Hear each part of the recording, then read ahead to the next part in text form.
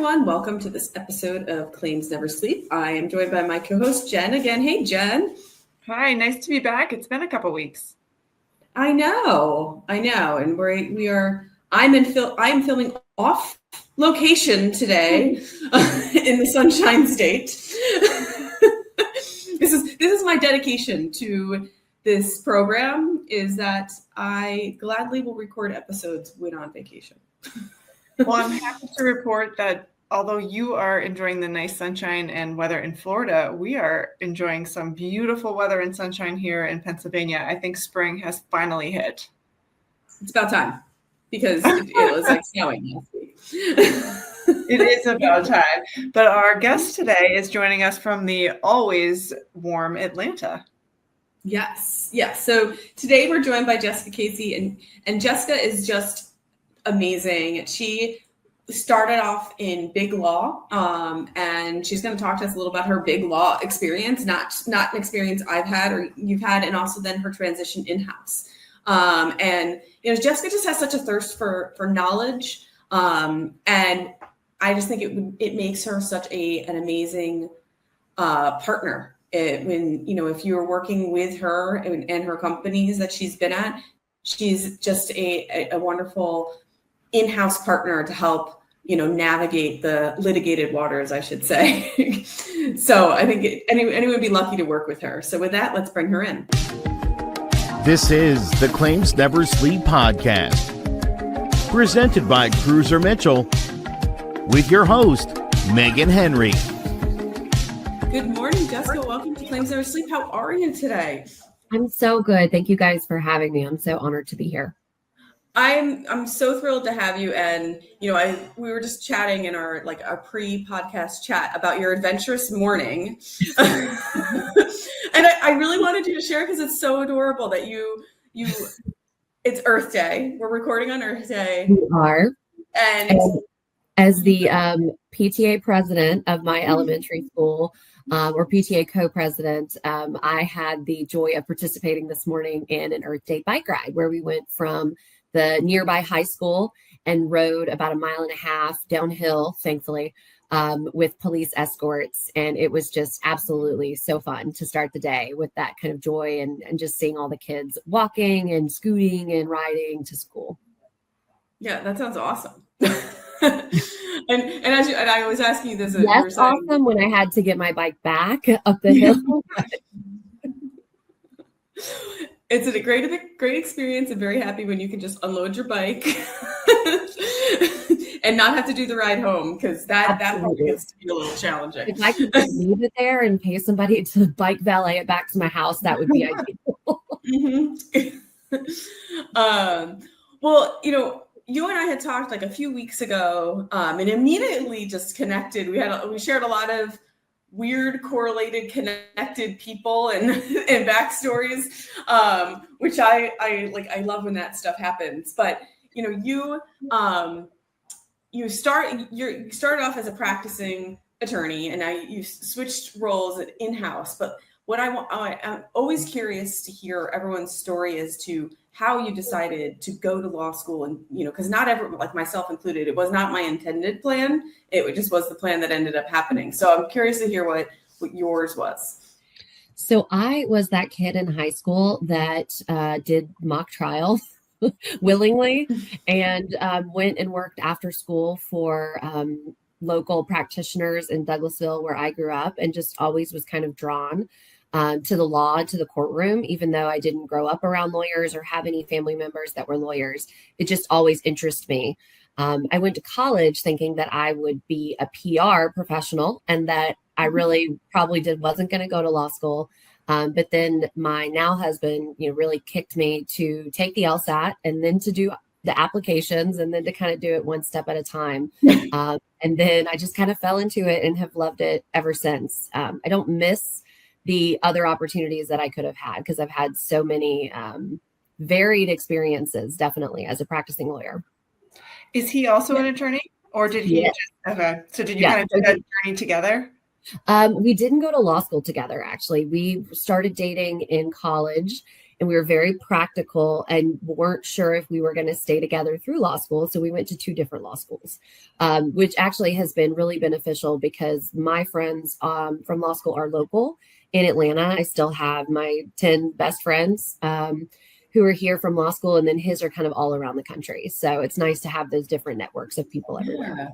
It absolutely is. And my husband and I sort of did the same thing, but with high school. We never thought we'd stay together. And we went to 2 colleges 5 hours apart. And then when we decided to go to law school and med school, I think that was the best thing. And I don't know if you feel the same way, because we are very independent. And so when he was in his residency and gone 80 hours a week, I was like, okay, I'm used to not seeing you for weeks at a time. It wasn't such a big deal. So I do think that there's, as horrible as that is, and to be in a long distance relationship, there's definitely some benefits that come to it. I agree. And we have boomerang probably the other way, because for the last 3 years, we actually worked together. So Really? we are always together. And it is really funny to see other people's reactions to that, because I was not sure at the outset if that would work for me. And I have never been happier. I absolutely love being connected like that and being able to understand kind of what he's going through on a day-to-day, what I'm going through on a day-to-day. And we're lucky to have such a supportive team that allows us to both be part of the legal team. Yeah, that's amazing. Most people that hear we're 2 lawyers and then that we work together, they can't believe that we actually really enjoy it, but we do. So, but with that, like, are you able to like separate easily your work from your home life? Because I imagine that would be pretty challenging. I think it's yes. We absolutely have done, I think, a good job over the last year going into different roles of really, we don't work together. Or we try not to work together. We each have a team that we're responsible for. So if we need to cross-pollinate, we use our team members to do that. So we're not working directly together, which I think is what makes it easier. But yes, it's nice just because it's convenient. We can catch up over lunch. We can, talk about the pickup schedule for our daughter, make plans, and really just like having kind of your best friend at work all the time is really nice. You're having a bad day, you've always got somebody that you can go talk to, or you're having a success and you've got somebody there that's going to be immediately thrilled for you. But yes, I think, have been intentional about separating kind of church and state. And so that's what's made it successful for us. Well, I'd imagine that would also lead into then like a more of a 50-50 kind of parenting partnership, because you can both understand and empathize with each other, what you're going through, what your day looks like. All of that, which is so hard to do otherwise. Yes, no, it's wonderful. When I was at a law firm, it was a lot harder. My schedule a lot less in my control, and even my first in-house job was a 5 in-house job, and my current one is much more flexible. So that flexibility is nice for being able to manage. Today, we did the bike ride this morning before we went to work. Or maybe I'm going to pick her up from school and take her to dance, or you're going to do that. Or, we're really lucky that we both have very flexible situations, and it's allowed us to share those responsibilities pretty equitably. Yeah. So tell us though a little bit about when you first got started. You were working at, a pretty large an international firm. So, and obviously that was, so, and I never had that like big law experience. So, how was that experience for you? First coming out of law school? I mean, you probably didn't know any different. Like you're just like this, you just have to work a lot. I don't know, but what was the experience like for you? So I looked at it in law school, like I wanted to get the best possible job that I could, because I wanted to have a springboard to kind of do whatever I wanted from there. So I worked, had a little, a détente for a couple of months in between, but I pretty much worked there for about 8 years. So, grew up there, really, like had my child while I was there, traveled the world, had a really interesting experiences that brought me. It is what you think it is. It is hard work, but you're working with, I looked at it like incredibly smart people. And so to be in the room with people and to learn how they think and to, see how they approach problems. I think the training that I got there has really helped me down the line. I did not have a typical big law associate experience where all I did was doc review. I was in the courtroom. Yeah. I second chaired a trial my 8th year. I argued Really? at the 11th Circuit my 8th year. Yeah, the last year that I was there, I argued at the 11th Circuit in a pro bono case, and I second chaired a bench trial in the Southern District of New York. So I had a unique experience. Not everyone does when they work at big law, but I had kind of, at least for a while, the right niche of area, practice, city, all of those things that really combined to let me get a lot of experience really quickly.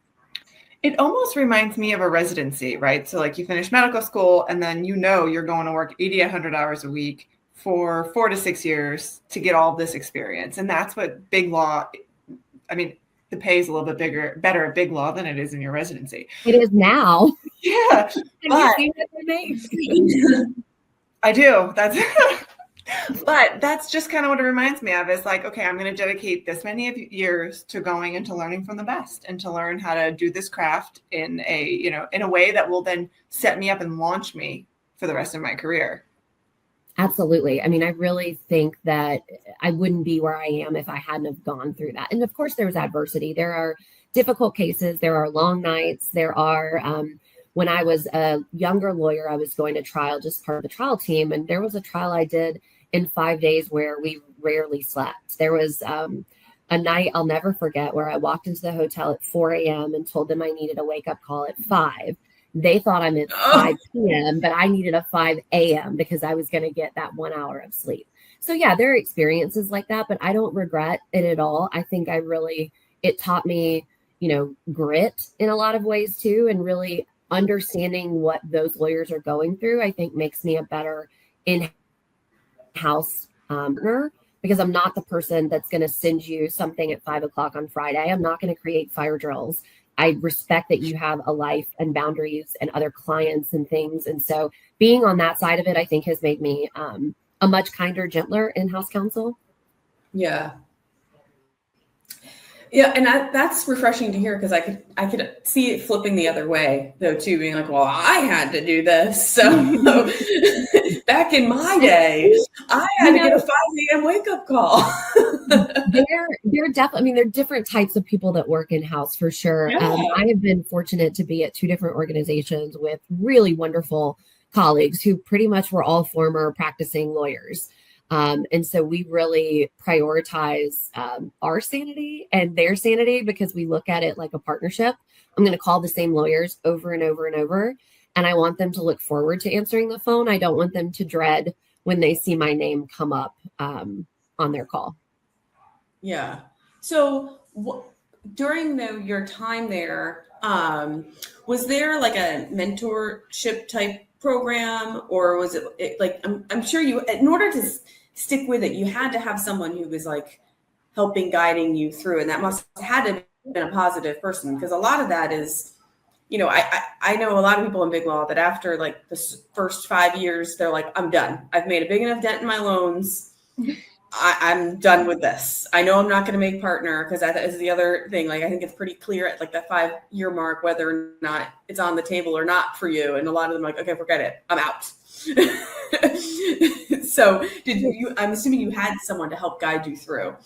It sounds cliche, but I didn't have a particular mentor. I had, I would say, great partners that kind of came and went for like a year or two on a case. I'm working for a person, I'm working for someone else. I didn't have the way that the model was set up. I didn't work for one particular partner. And even for a couple of years of my career, I worked directly with the DC office. So I didn't actually work for any partners in Atlanta at all. I would say what kept me there, honestly, were the associates.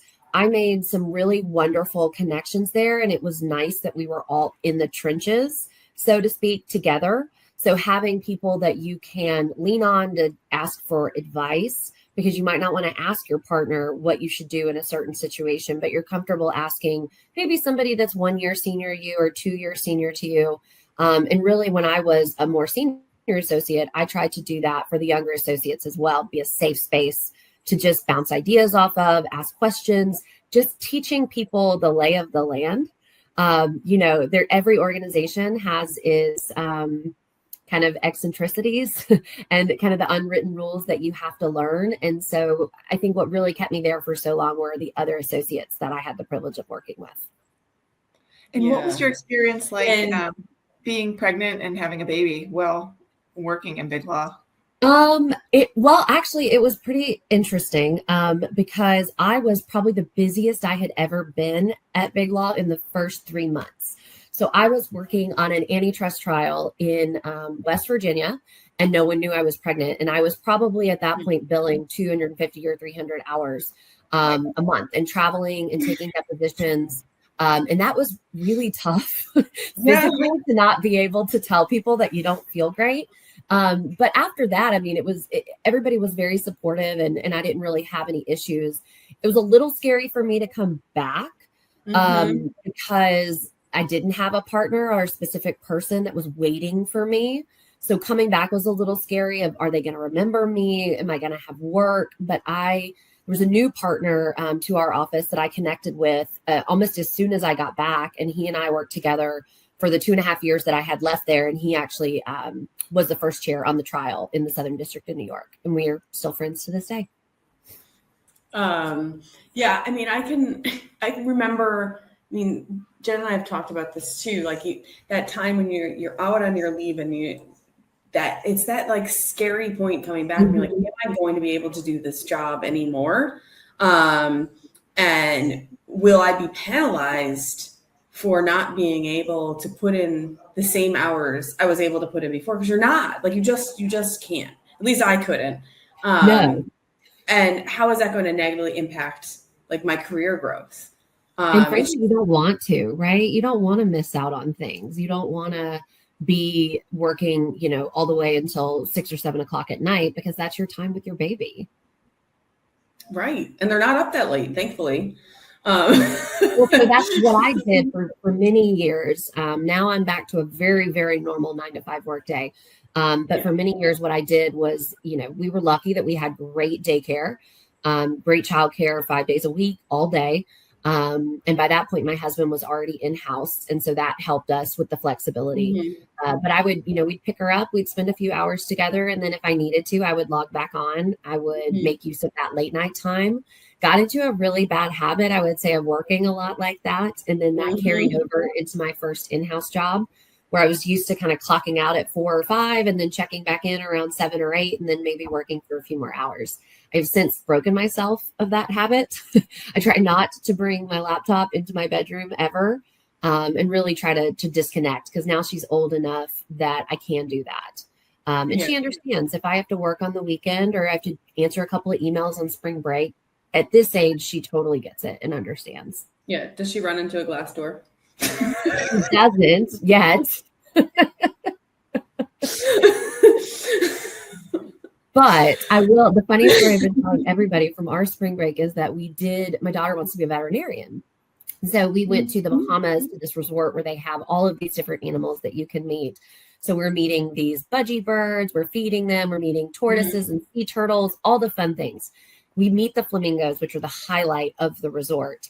And one of them tries to nip at me, and they stop it from doing it, but then it fully nips my husband to the point where it left a mark. So now she's terrified of flamingos.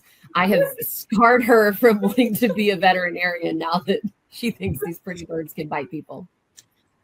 And they're not very nice. We had a very similar experience with the flamingos biting my older one. We went to like this place in Sarasota called like, I don't know, Tropical Gardens or whatever. It's full of flamingos, and they just sit out there, and you feed them, and they're like just out and about. So you feel like you can approach them, and they're so pretty.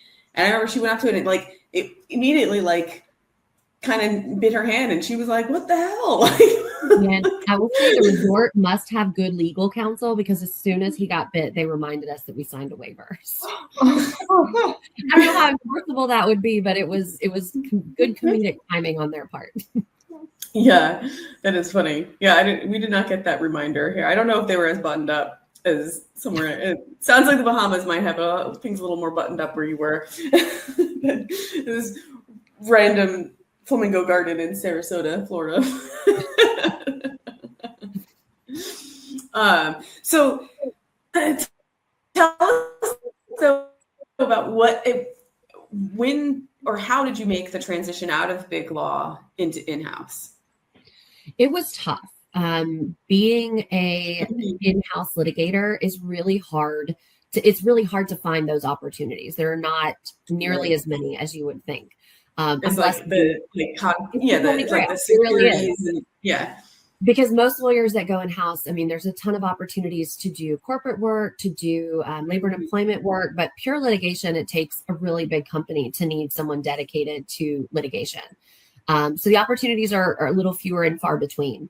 I started looking to go in-house when my daughter was probably about a year and a half or two. And what really drove me was not her. It was that the practice I had at the time was a real generalist practice. I would be able to jump in and, learn a new industry, learn a new concept, learn a new law, and then defend that case. But that was sort of going out of vogue. The law firm that I was at was really pushing people as they got more senior to specialize in one particular law or so you're the person on TCPA or you're the person on this section of this act.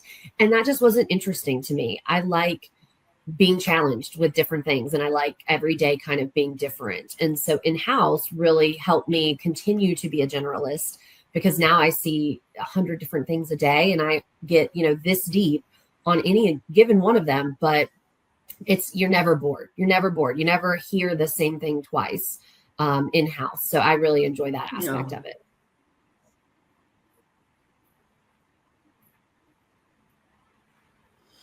Were you challenged though at first moving? I know everyone says, getting rid of the bill hour is the best thing ever. But I think that first transition must have been difficult because look, you your day's worth, what you put on the board. And now you're not a producer, you're taking the money. You're not adding to the money. So how is that on you? So it was interesting. I had a wonderful mentor in my first in-house job, a really wonderful lawyer who had been at the business for a while. And I would say showed me that lawyers don't have to be the cost center, that they can be additive and they can be business partners because he had a seat at the table with the CEO, with everyone, making those decisions on a day-to-day basis. And so I was there for about 3 years and kind of coming up, learning how to be an in-house lawyer in that culture was really nice because my business partners were super supportive of me, wanted me to know their business. They would teach me whatever. I learned how to change oil in a car because it was a wrench turning business. And so I needed to understand what the challenges were that were happening in the field every day.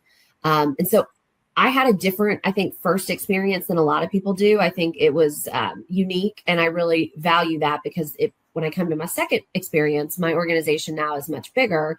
And we do have a lot more pressure when it comes to what kind of value are we adding to the business and making sure that we're not just spending money, that we're creating value. And I think that having that initial experience, I see how to do that. I see how to bring your legal expertise and apply it in different ways. So more advice and counseling work is what I have honestly shifted to. I still do litigation and I have, several big ticket litigation items. But what I found that I really like is getting to the table early before you think you need a litigator to hear what's happening and to help guide it behind the scenes. Because the goal for me is to put myself out of business. I don't want to have litigation because nobody wants to have that. So if I can be an advisor, a strategic advisor up front to help you navigate, do you actually want to let this go, to litigation? How can you position it better for litigation? That's kind of what I see as my role right now. And I think it is not the traditional cost center model for most in-house lawyers.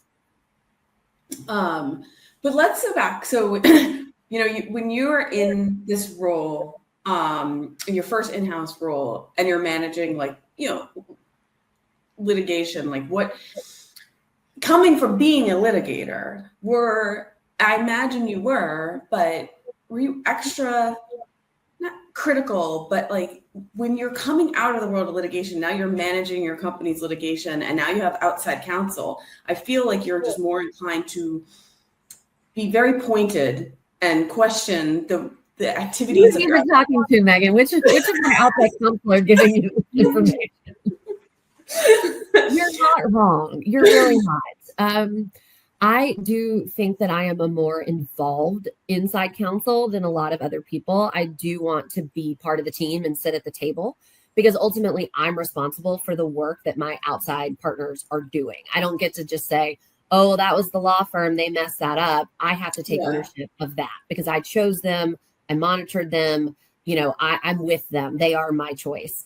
So I do think I'm more involved probably than your average in-house lawyer, but I'm not looking to be critical. So when I ask to read something, I want to make sure we're making every argument we can and we're making them as strong as we can because say for instance, you're writing the motion for summary judgment, you're in the trees, I'm in the forest. And so I like to think that my role is to be helpful to maybe spot like, hey, we probably could have moved these arguments around, or have you considered, beefing this one up a little bit just because I'm reading it the same way the court would read it. And it's, I think, hopefully helpful to my outside counsel that I'm as invested in the cases as they are. I generally have wonderful relationships with all of them. And I think once they see that I'm not being critical and I'm not thinking that I can do it better than them, I see myself as a completely different member of the team, have a totally different role. So it's not like I'm going to go behind you and just mark up your brief just to mark up your brief. Yeah. I may never have any comments on it at all. But if I do, I'm going to let you know. Or if I'm sitting in the depot, I will pass notes. And I don't love that about myself. But sometimes, again, you're sitting there and you're taking it and you're missing an obvious question because your brain is already thinking about the next question, whereas I'm thinking about the transcript. So I hope that the people that I work with see me as adding a lot of value by being involved and not being the one who is wishing they were still standing up there arguing for the motion, because I don't miss being in court. It's not litigation, but I don't miss going to court and having to, be the one that's arguing for everything. Yeah. I actually do appreciate that. And I say this outside of the moment, but in the moment of like a dep, sometimes like when I'm taking a dep, I have that feeling like, okay, like I think I've gotten everything. And then you go through your notes and then another attorney asks a question. And you're like, oh, I'm so glad they asked that. Like, cause it might not be something I'm thinking of because I'm in like my zone and it's just someone else has a different perspective or they're seeing something from a different way. Or maybe they saw something different when they were going through the medical records or whatever it may be that I think it's helpful. And I think, I think if you feel attacked by it, it's almost like a level of insecurity that you have with yourself versus looking at it as like, this is helping out like the case and it's giving us a grander idea of what's going on to, and another angle to look at things. Yeah, it's really just remembering what your role is, right? So for me also, I have the benefit of sitting and looking at a lot of different cases across a lot of different businesses. Yeah. So I have the ability to spot trends, to, see arguments that are working here that aren't working there. So for instance, we have a trio of cases that are all similar product liability cases pending in 3 different jurisdictions with 3 different defense lawyers. And so as they started to bubble up, I was like, we need to do a joint working group here. We need to be sharing discovery, sharing our answers, making sure we're being consistent, learning from each other, because it's the exact same claims, just in 3 different jurisdictions. So that's the value that I see that I can add. I know if something's coming in the business, I know if there's a headwind, I know, things that we've seen before that just may be helpful. Like maybe we don't want to make this argument in this case because we have this other thing that's brewing and that might hurt us over there. So I really look at it as, we're partners in this and we have different roles and ultimately we're both responsible for the outcome of the case at the end of the day. But really I am, because it's my, whatever you do is a reflection on me internally to my leaders, into my business team. And so I want to make sure that you're set up for success and that we're, defending the case in the best possible way. Yes. I will also say, I think I've taken my experience as an outside counsel where I had very involved in-house counsel and very checked out in inside counsel.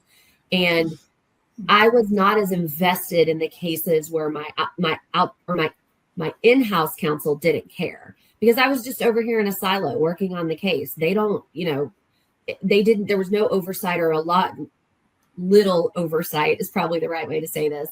And so I didn't feel quite as invested because you don't really even know who you're doing the work for. You don't know, you just don't have that same, I think, return of value. And so I think I've taken that experience. I'm like, well, I don't want to be like that person. But I also have seen in-house counsel that are rigid, checklist, got to have it to me this day just because my checklist says so. Like, and I'm not that either. I try to be a good mixture of all of the people that I have seen, then kind of adapted all the best parts of the people that I've worked with and tried to somehow make that my own. So I have a question. No, go ahead, Megan. My question's off topic. So if you have a segue. Oh, okay. Mine's still a little on topic. So, but like what I was going to say is with that, I think it kind of keeps you on your toes though too, because you're like they are actually reading this. And you keep a lot of people on their toes. You should be on your toes, and you should be practicing as if you know, like your client is reading it. But I could see how it could be easy to like you're like. They're not gonna look at this, like they don't, and then Jessica's gonna read this and she might redline it, like, and I think it just keeps everyone the level high. Or I'm going to see it on the bill and I'm going to ask you why I didn't get that memo that you billed me for. I would like to see that. I would like to understand and be, I want to be knowledgeable, and I'm doing so many different types of things that I can't know everything about all of them, but I want to be at least, I would say, experienced enough or knowledgeable enough to be able to, like I said, add value to those different perspectives and a different, it's like having another member of the team that you don't have to pay for because I'm already paid for. Right. And you're not just a cost center. You're bringing value. Okay, so you've worked in big law. You've had 2 different in-house jobs. You've worked with easy clients, difficult clients, everything in between. You're also PTA president. What is harder, being PTA president or your legal jobs? I am also PTA president, and I have 51 days left, and I'm done, and I'm never doing it again. So you can anticipate what my answer would be. So I'm going to throw you a curveball. I only got elected last week, so I haven't gone through a lot yet. But there was a time when I was at Big Law, and I am a doer, and I'm a person that gets involved, as you can tell. And I decided to be on the board of my HOA at like 27 or 28 years old. That was the worst decision I ever made. I would never do that again. PTA is not so bad, at least from my perspective, because we're all there trying to do the best for our kids, and we all want the school to succeed. I don't know if you can say the same for the neighborhood association. There's a lot of different personalities and perspectives that are hanging out there. I will give you that. I do HOA cases. So yes, I feel you. But it is definitely, I'm also a doer, and I have that fault whereas when there's an issue, I don't like to complain about it unless I can present some sort of solution, which I love that. I ended up on 5 boards, including being PTA president. I regret most of it, not all of it, but most of it. But yeah, it's a challenge in itself. But I'm sure you are grateful that the role that you're in right now allows you the availability and the flexibility to be PTA president or whatever else it is you choose to do other than being on an HOA. Especially because I only have one child, and so it's going to go by so quickly. I'm only going to do second grade once. So I want to be there. I want to be able to pop into school and eat lunch with her and know her friends and be really involved. I had 2 working parents growing up that had very, like my mom had a pretty inflexible office job, and she worked considerable distance from where we lived. And so I did not have that as a child because of the sacrifices that she was making. And so I think I'm kind of boomerang the other way of trying to lean in really hard. So I'm at school and with her friends and doing Girl Scouts and all of those things as much as my schedule allows. But that's great. You're never gonna, I think, regret that. You might regret PTA sometimes when you're not dealing with the children, you're just dealing with the other parents. And what I say to that, what I'm getting from Jenny, the kids are the problem. We're so lucky to have parents that care very deeply. It's good spin. It's good spin. See, I was going to be a PR person. Yeah, right. Look at those skills coming in. Exactly. Into play.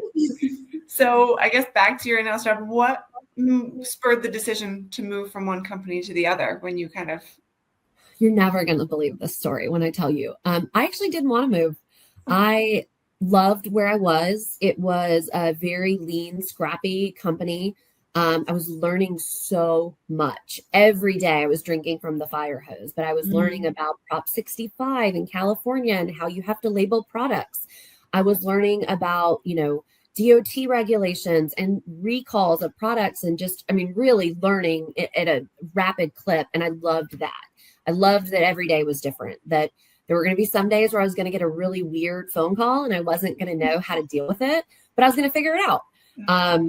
And sometimes, that phone call was the sheriff is here and they've locked the door because we forgot to pay one particular tax and we need somebody to pay the tax and get the door opened again. And that was while I was driving, to go pick up something. And so you have to pull over and figure out, how do I get the tax paid right now? So I like the challenge. I really love the challenge of there not being a playbook for that kind of law. I didn't do a lot of traditional commercial litigation. It was honestly the exact opposite of big law. It was a lot of really small problems that might not even be legal problems, but because I was a lawyer, that gave me an instant credibility. And people trusted me and they wanted me to help them. And so I leaned really hard into that, to the point where my phone number ended up on the internet in the DMs on my company's my company's Instagram page, because people would complain about a situation they were having. And then someone would see that and DM them and say, hey, call Jessica. Here's her phone number. She can help you. And people would. And even for 6 months after I left, people still called my cell phone to ask for help at this particular store. And I would say, I'm sorry, I don't work there anymore, but I would still help them. I would still help them try to figure out how to get their problem resolved, because sometimes that's all it takes, is just being, it's really hard to deal with a big corporation if you're a customer with a small problem. Yeah. It's hard to get someone's attention. And so that was a blessing for me to be able to say, oh, I can fix your problem with one phone call. I can be a hero with one phone call. So I really was enjoying that, all of that to say. And then this job that I'm in now came open. And like I said at the beginning, these jobs are really hard to get. I'm at a huge company now, wonderful company, one of the best places to work in Atlanta, very hard to get into. And my husband was working there and had been there for several years. And so he was like, you got to apply for this job. I was very skeptical. I was like, no, I'm not ready to leave. I need more time here. Plus I'm not ready for that. I don't really want to work together. I had all the reasons why I wasn't going to apply for that job. And then he actually took my resume out. Sorry for whoever's listening from my current company that doesn't know this, but he took my resume off my computer, updated it for me, and applied for the job. And then told me that I had a screening interview. So sort of like going through law school with him, I was like, okay, fine, I'll take the screening interview. Like, I'll take the LSAT. I'll do the application. We'll just see where it goes. And then it went all the way to the end. And I got the job. And it was honestly a little startling to me that I did, because the odds were so stacked against me. There were so many amazing candidates from Atlanta, from other really big companies that were vying for this job. So I was very, very humbled and honored to have been offered it. And I was like, well, now I have to take it. To the point that when I called my old mentor, the last person I had worked for at the big firm, and told him about my new job, he was incredulous that they had hired me. I was like, but I got it. So I've been here about 3.5 years, and it has been a ride. My job has changed pretty drastically since when I started. But again, I like that. I crave the change. I like learning different fields, becoming an expert in different areas. And we have such a diverse portfolio of businesses that you never see the same thing twice. So it's still scratching that itch that I was having, just in a different way.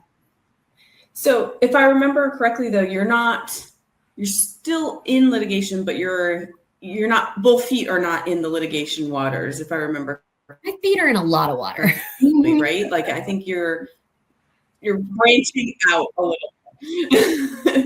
Yeah. So I would say the way we're structured, I sit on the litigation team. But my day-to-day includes a lot of different types of things. So I am doing a lot of insurance coverage issues, filing, certain types of claims. We have a risk team and they're wonderful. But I partner with them to help them on kind of thorny coverage issues, reps and warranties claims, anything that's a little different than what they're used to seeing.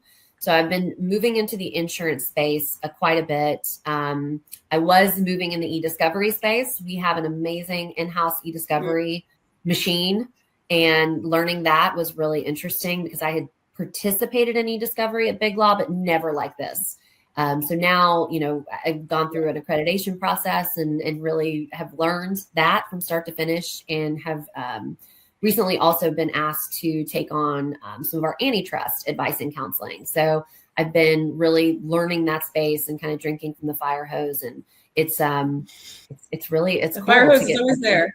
It's always there. It just depends on, tomorrow maybe I'll be asked to learn something completely different, but that's what's fun about it. I have a smaller swim lane here than I did before, because at my last company we were very lean, and so there were only 6 lawyers. So you kind of did everything. I joke that we would wash the windows if somebody asked us to. We really did everything. I'm blessed now that my organization is very smartly staffed with a lot of people that do a lot of cool things that I don't know how to do. So my swim lane is a little smaller, but it still gives me enough flexibility to be able to, learn and feel like I'm not becoming stale. Because that's the biggest challenge, I think, of being in-house, is staying current with what's happening out there and how the law is changing, and making sure that I'm still a commodity that is useful to the business, and I'm not not just an air traffic controller. Which is funny, because that's one thing I often hear about being like in-house counsel is like, well, you don't really need to know how to do anything. You just need to know who to call. And I feel like you are taking a much different approach, though. Like you don't want to know who just to call. You want to understand the issue. So when you're making that call, you can have an intelligent, thoughtful conversation about the issue and be participating in the decision-making process that has to do with solving that issue, which I think that's a much more global approach to it versus, just going to kick the can to the person who's going to catch the can. Absolutely. That would be so boring to me if my job was a lot of just like, well, let me connect you with this person. Let me connect you with this person. Let me look at the bill. Let me paper the file. Let me do those types of things. I want to be in the calls. I want to learn. I want to meet people that I work with, and I want to understand what they do, because each case teaches me a little bit something new about that product or that business line, or understanding what their challenges are just makes me that much more valuable the next time something comes up, because now I know the people there. They know me. I've established credibility with them. If I'm just the person connecting via email and handing off something, we never get a relationship established. And so I think it's that really gives you credibility and enhances your reputation internally. So people will come to you, not just with problems. I get plenty of jokes and cracks at work that people don't want to see me, because if they see me, it means they'll have a problem. But I like to think of my job, and it's going to sound very cliche, I'm more of like a fixer. So usually if something is coming to me, it's either gone off the rails, or it's about to go off the rails, or it might go off the rails. And my job is just to fix it. I didn't make any of the problems. My job is just to apply all of the things that I've learned to be able to help you fix your problem. And that's a different way of looking at this job, right? People look at me like, I don't want to deal with you. And I'm like, no, come to me. Let's work together. Let's fix your problem. Let's get you back to doing what you do every day that's making money for the business and adding value. Because this does not. Dealing with litigation is expensive. It's burdensome. It's frustrating. And it's frankly kind of scary for people that have never dealt with it before. They don't know how it works. And so again, establishing that credibility and that reputation with them lets them ask you the dumb questions. You can hold their hand through the process. You can, make them a better witness and get better results, because they're going to know you, and they're going to be willing to maybe be a little more forthright with you than they otherwise would have been. Totally. And it's not all that different from, the roles that Jen and I are in when you get a new case and you haven't new insured, and you have to establish that relationship and get that trust. But also, Jen, you and I were talking about not that long ago, like she had a case that was not good. Like it was kind of like a mess and a very stressful, and we had to continue to have this conversation, but it's not your fault. You just have to fix it. And she did a great job fixing it. She did a miraculous job. I will say, I think there's a healthy balance, because I've worked with some outside counsel before that I think take our problems to heart, and that's important. But again, you didn't make the problem, right? You need to fix it. But then there's other people, I think, that really don't have the right level of, this is a problem for this business, and this is a distraction that we need to, almost too clinical about it. So I think there is a balance in between. Mm-hmm. And I'm actually dealing with a case right now that did go a little bit off the rails, caused a lot of alarm internally. And so that outside counsel and I are just kind of in lockstep every day, making sure like, we're good, we're going to get through this, we're going to fix it. But at the end of the day, we didn't, cause the initial problem, and I guess that gives me some solace. Right. And it's also, no, you don't want to cause the problem, but it's also having that difficult conversation sometimes with the client, like saying like, look, this is what happened. This is probably what you should do in the future, but let's fix it. Right. Mm-hmm. Like, let's solve this and get rid of it. And then also let's fix what you're doing so it doesn't happen again. Mm-hmm. Especially, I would say the conversations for me are exceptionally hard when we're facing a lawsuit that we probably shouldn't be facing, or that the business doesn't understand. So for instance, we get lawsuits where people are almost testing the boundaries of certain statutes. Do we qualify as of this, or should we be regulated by that? We have several right now, and I'll talk about specifically in the privacy space. There is a momentum of privacy litigation coming out of California, kind of 4 or 5 specific law firms, where they're just testing the bounds of what is a wiretap under federal law. Mm-hmm.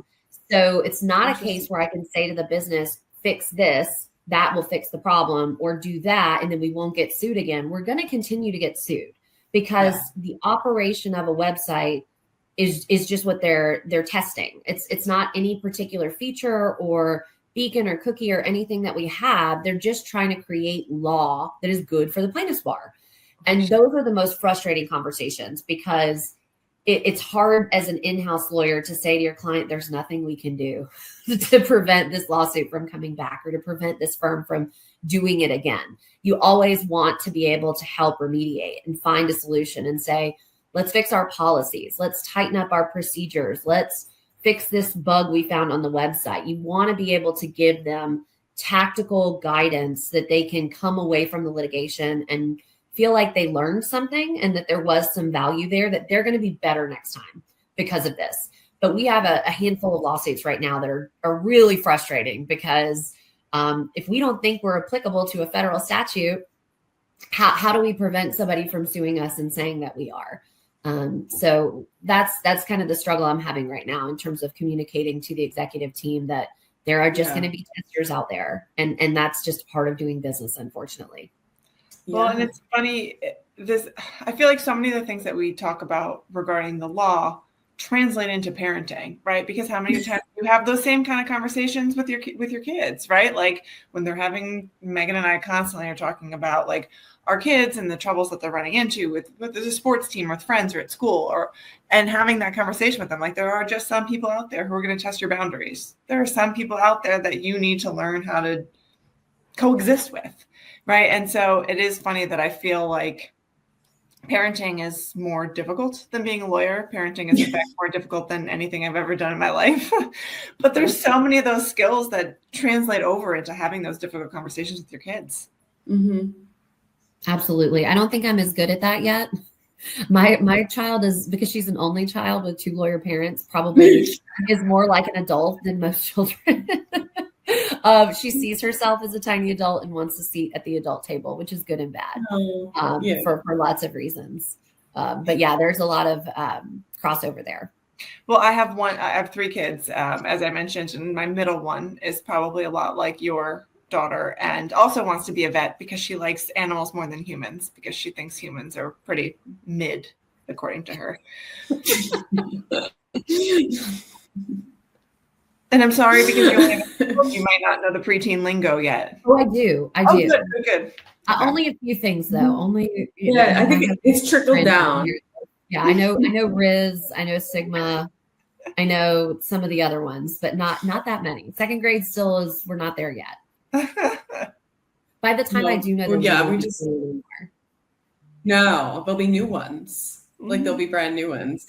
In fact, I just got, before we started recording, I got a text from a friend of mine for my younger one, the one who ran into the window, because her daughters were challenging her in the newest ice bucket challenge, but they're not even on social media. So it's like she just recorded a video of her daughters pouring ice, like an ice bucket on them, and challenging my daughter on it to be shared, not even like the normal ice bucket challenges you share on social media and you tag, but like they can't even do that yet. But they know that there's this challenge and they all want to be part of dumping ice on themselves. So, or ice water on themselves. So right before we got, I'm like, oh, you just got ice bucket challenge. She's like, who am I gonna challenge? I was like, well, probably any other fourth grader that at this point, because it's just starting to trickle down to the fourth grade from 6. We are doing the so it's coming your way probably next week. Yeah, I haven't heard it yet, so I'm coming soon. It is. We're doing both of my kids got nominated, and we're doing it today. My 12-year-old got nominated on Saturday, and you're supposed to do it within 24 hours. But she had just gotten her hair cut, and it was blown out, and she didn't want to get it wet before Easter. So we delayed it. Mm-hmm. Yes. I mean, I get it. I get it. Mm-hmm. Yeah, you had to wait. Yes. So, and it's funny, Jen, because just last week you're like, oh, it hasn't hit us yet.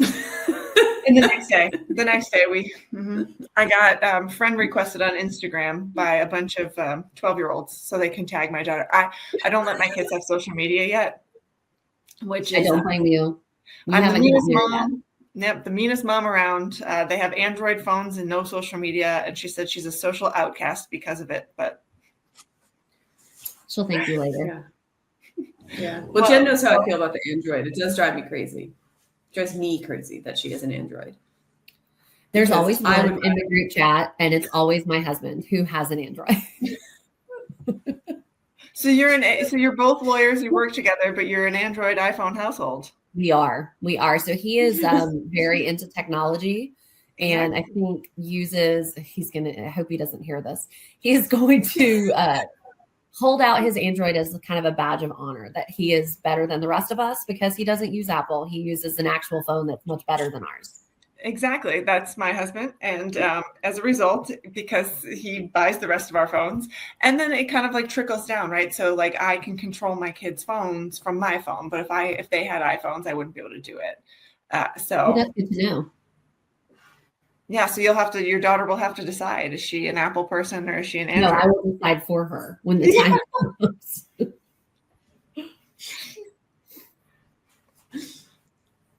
Yeah, it drives me a little nuts because like I hate to text on my phone because it just takes me too long. And now whenever I chat with Jen, I can't like type it on my Apple computer, which makes texting very, very easy. I have to use my thumbs, and I have a lot of typos because I don't proofread my text to Jen. So, she did find me a solution once. I'm like, I'm not going to that webpage. Brian, my husband, found her a solution because he has to find a workaround for everything. Nice. I like that. He's resourceful. Yeah, because he will never budge on his hatred for Apple products. Well, Jessica, we are just about out of time, but I wanted to ask you this before we close up. Knowing what you know now through your experiences through Big Law and in-house and two different, varying in-house experiences, what advice would you give young Jessica? Ooh, that is a great question. I think what I would tell my younger self is not to let the imposter syndrome take over. I think that's very real, especially for me coming from a smaller town, not having really any lawyers that I knew or could look up to, thinking, oh, law school, I don't know if I can do that. I don't know if I'll get in. I don't know if I'll be good. I don't know if I'll get a job. And then getting that job and feeling like I don't know. Am I going to be a good associate? Am I going to be successful here? So I think I've finally reached the point in my career where I know that I'm good at what I do, but it took a long time to get there. And I probably wasted a lot of time and energy fretting about whether I was good enough to be in the seats in the rooms that I was in. And I earned all of that. So I should have appreciated it and known that was, that I deserved to be there, even if I didn't feel like it all the time. But that's so hard to like convince yourself at the time. It's such like a imposter syndrome phenomenon, because in the moment you probably didn't feel like you belonged. And it wasn't until you look back that you're like, no, I was exactly where I was supposed to be at the time I was supposed to be there. And even if you didn't feel like you knew what you were doing, you have such a thirst too for knowledge and learning that you made it so you belonged. And I think, again, like it's the associates that get you through. It's school friends, because we all have taken very different career paths, but still being able to check in with them, kind of do the sanity check, is really helpful. And honestly, again, it's really helpful that my husband is a lawyer that does what I do, because that also helps give me additional, validation. I just wish I would have had more confidence coming out of law school, knowing that I was going to kick tail and be great at what I did. I just wasn't sure at the time. Yeah. Well, I think that's very sound advice for anyone like rising up, that to lessen the doubt and know that you belong in the room or at the table you're sitting at. Absolutely. And I think law school kind of puts that in you, right? Like the way that the whole experience is just fraught with uncertainty. So I think, most young lawyers come out and have those same kind of like, can I do this thoughts? And so I'm probably not alone in that feeling. No, definitely not. I mean, there's still days that Jen and I joke about it too. You still doubt what you're doing now, right? Like, is this the right? Like, am I doing this right? Am I totally messing this up? That's over to parenting. I do still have a lot of parenting imposter syndrome. Yes. I may have gotten over it at work, but I definitely still have it in the parenting realm. Yes. Like, who trusted me with these human beings? Like, can you eat macaroni for breakfast? I don't know. Is that going to ruin you, or is it going to be fine? That'll be fun. Actual questions that get asked in my house. Yes. Oh, macaroni. Well, yeah. Jen gets some funny questions too. She gets ridiculous questions all the time. My Her son is a question asker. Yeah, he's a big question asker. So macaroni for breakfast. I got that. So, why is fiber optic cable so light? Or oh yeah, ridiculous. I get ridiculous questions. So. That's wonderful though. Do you look it up and do you learn? Oh yeah, I have. I always say I would never have been able to parent him before Google. I don't know what I would have done. With your encyclopedia on the show. You did look it up. Yeah, we would have had to have a whole room of encyclopedias. He asks so many crazy questions. I don't know where his mind goes or what happened. Wonderful. But my daughter asks the questions, but then she gets bored and won't wait for the answer. She'll just move on to the next question. She doesn't actually want to know. She just wants to kind of pontificate out loud. Yeah, what was on Easter? He's like, did you know that George Washington only had one tooth left by the time he was president? And then they had to put animal teeth and other human teeth into, and he was doing the whole thing. And I looked it up and he was right. Like sometimes, like 95% of the time he's telling me the truth, but it's just such outrageous and outlandish nonsense that I have no idea. Yeah, that's pretty cool. Also disgusting. Yes, that too. Look it up. They even have them on display somewhere. Okay, I know what I'm Googling as soon as we're off of this. Yep. Aren't you glad that you talked to me today? The more you know, right? Exactly. Well, Jessica, it's been such a pleasure chatting with you today. Thank you so much for joining us. Of course, for all our listeners out there, if you like what you hear, please like and subscribe to Claims Never Sleep. You can find us on your favorite streaming platform. You can also find us on YouTube at Claims Never Sleep Podcast. And thanks for tuning in. This is the Claims Never Sleep Podcast, presented by Cruiser Mitchell, with your host, Meghan Henry.